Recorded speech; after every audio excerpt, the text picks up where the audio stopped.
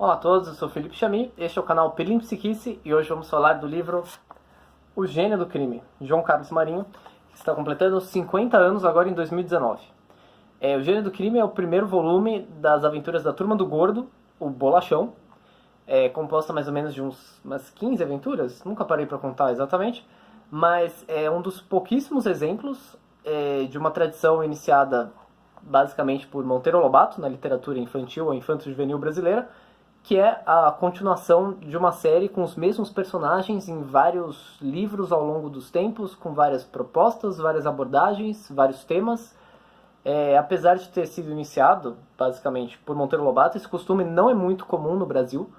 A gente tem algumas continuações, algumas pequenas séries, como, por exemplo, Os Caras, do Pedro Bandeira, mas não é um costume muito comum no Brasil ter uma série tão longa, tão longeva, e com tantas propostas diversas como O Sítio do Capão Amarelo ou o Gênio do Crime não, A Turma do Gordo, do João Carlos Marinho. O João Carlos Marinho, por sinal, é um grande admirador de Monteiro Lobato, um grande estudioso de sua obra, e mais tarde a gente vai ler um pedacinho do livro, e a gente vai ver também que essa coincidência não é casual, ele cita muito Monteiro Lobato, ele cita muitas coisas nos livros dele, todos se passam em São Paulo, ele cita muitas ruas, ele cita personagens, ele cita quadrinhos. O Gordo, por exemplo, lê a revista da Margarida em alguns gibis, em algumas histórias. Eles comentam de filmes, de gibis, de coisas culturais do universo das crianças, dos jovens dos anos 80, 90 e até agora, né? Porque o último livro, que é este aqui, Fantasma da Alameda Santos, é bastante recente. O João Carlos Marinho ainda está vivo, está em atividade. É um grande autor, merece nossa reverência. E os livros da Turma do Gordo começaram também do mesmo jeito, bastante parecido como os do Monteiro Lobato, porque eles começam com um protagonismo diferente. Sim, Lobato, Narizinho começa sendo a protagonista das histórias, e depois Emília rouba absolutamente a cena. Nos livros da Turma do Gordo, do mesmo jeito, Edmundo e Pituca são os protagonistas iniciais, e depois o Bolachão, que já aparece no primeiro livro, o Bolacha, o Gordo, rouba a cena e passa a virar o líder inconteste da turma em todos os livros seguintes. O próprio João Carlos Marinho, com quem eu me correspondia na infância, me comentou isso, que Edmundo e Pituca eram os protagonistas pretendidos, e depois o Bolachão virou o absoluto dono do pedaço, do mesmo jeito como a Emília roubou a cena, né, nos livros do Monteiro Lobato. E é interessante perceber que a carreira do João Carlos Marinho com esses livros da Turma do Gordo já é mais longa do que a do próprio Lobato, que durou cerca de 30 anos. O Gênio do Crime, como eu falei para vocês, já está completando 50 anos, e são aventuras de vários gêneros, em várias propostas. O Gênio do Crime é policial, tem o Caneco de Prata, que é o segundo volume, que é uma aventura surrealista, como eles falam, passado num campeonato de futebol. Eu também vou ler um pedacinho para vocês.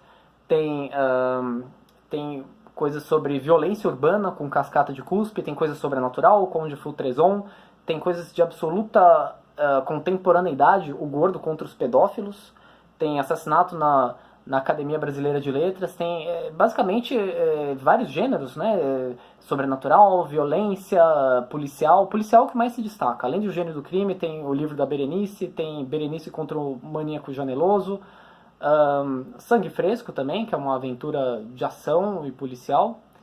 Mas o Gênio do Crime é o livro mais famoso do João Carlos Marinho, assim como com Monteiro Lobato, Reinações de Narizinho, o livro que abre a coleção, é o livro mais conhecido, mais popular. O Gênio do Crime também, o que do mesmo modo que como Lobato cria um certo menosprezo pelos outros, mas que também a gente não deve desconsiderar como uma coisa atroz ou errada, porque é um livro absolutamente excelente.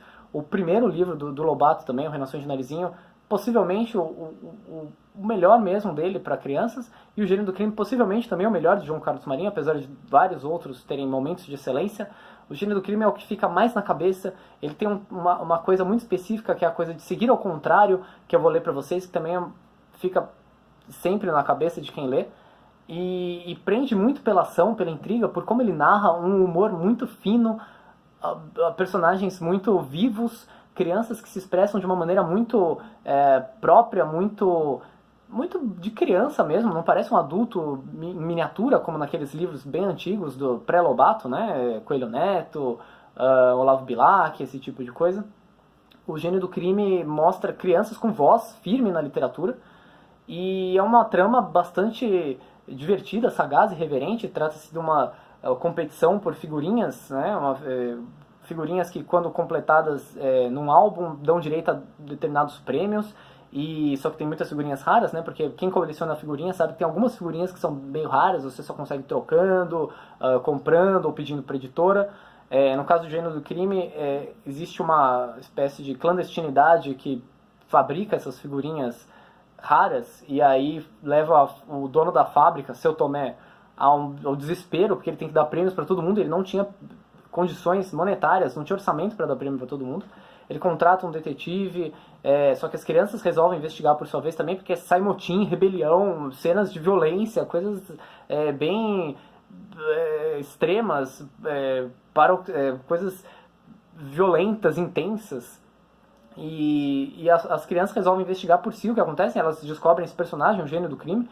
Eu não vou entrar aqui em detalhes sobre quem é o Gênio do Crime, quais as motivações dele, mas o Gênio do Crime é um personagem também ímpar. Ele tem suas próprias motivações, ele é um personagem muito bem desenvolvido fisicamente, inclusive. Teve uma adaptação para o cinema de O Gênio do Crime que desagradou muito o João Carlos Marinho, e basicamente ele fala, entre outras coisas que o desagradam, né, como por exemplo um certo amadorismo do filme, o que não me desagrada de modo algum, mas a ele desagradou. Ele comenta sobre a escolha equivocada do ator para fazer o Gênio do Crime, porque ele muda completamente o físico do personagem, e isso cria assim como eu comentei no vídeo de O Urso Que Não Era, do Frank Teshlin, isso cria um ruído muito grande entre o que era esperado do autor com aquele personagem descrito de uma maneira física e psicológica, e como ele é mostrado no cinema de uma maneira totalmente oposta, como se fosse um outro personagem com outro sentido, outras intenções, etc.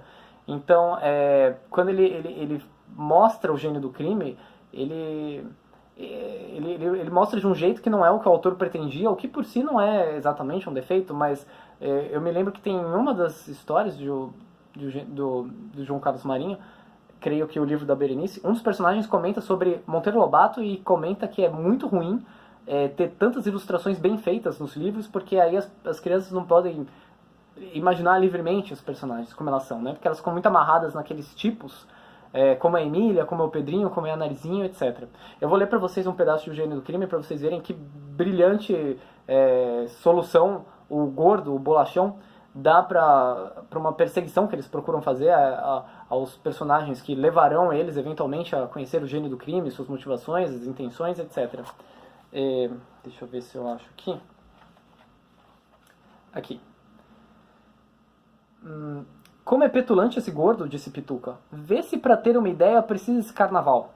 Peguei-te, gritou o gordo e deu uma palmada na testa. Vamos seguir o cambista ao avesso. Seguir ao avesso? O cambista chega no Largo de São Bento às 2 horas, sai às 3h30 e faz aquele sistema de despistamento para não ser seguido. Mas para ir de sua casa ao Largo de São Bento, com certeza vai direto. Despista quando vai, mas não quando vem. Explique melhor. Esperamos o cambista antes das 2 horas no Largo de São Bento. Vemos ele chegar e marcamos o lugar de onde veio. No dia seguinte, um pouco mais cedo, ficamos no lugar onde apareceu na véspera, o lugar que apareceu na véspera, e marcamos o lugar de onde veio para chegar ali, e assim vamos fazendo, marcando os pontos de onde vem, e no fim damos no lugar de onde partiu. Tá? Isso se chama seguir pelo avesso.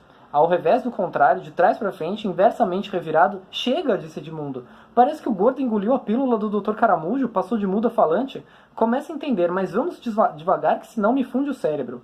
Até aí está certo, mas me diga, e se o cambista entra em contato com a fábrica clandestina depois que sai do Largo de São Bento? Não adianta nada segui-lo antes das 2. Adianta sim. Seguindo como falei, chegamos na casa do cambista. Bom, então deixamos ele ir para a cidade e ficamos esperando lá. De tardinha, na hora que ele voltar, marcamos o ponto de onde veio e seguimos pelo contrário do mesmo jeito, só que desta vez de sua casa para a cidade. Aí ficaremos sabendo o que faz depois dos trajetos despistantes. Que refinamento de pensamento que tem esse bolacha, né?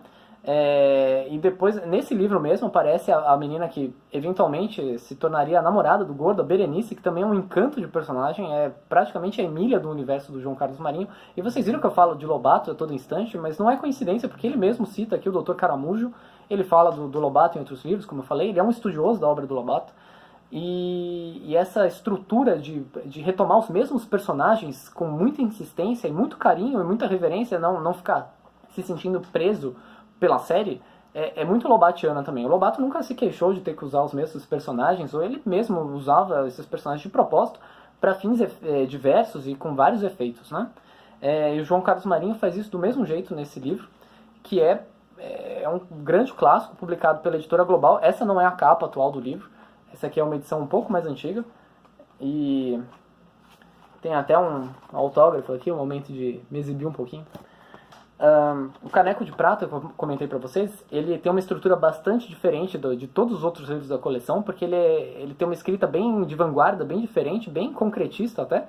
Eu vou ler pra vocês só um pedacinho, curtíssimo, que é a página 19, que é assim: a aranha estroboscópica deu um pulo e comeu um mosquito.